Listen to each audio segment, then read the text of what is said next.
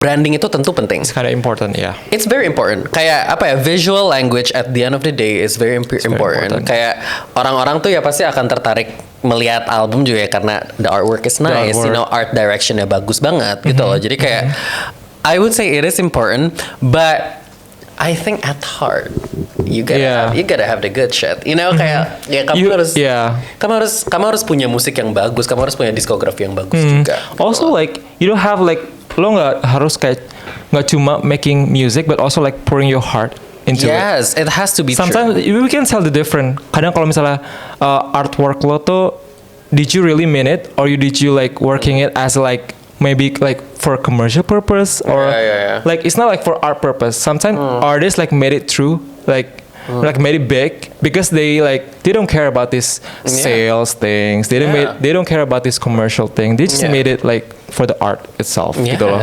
for the art, not the chart.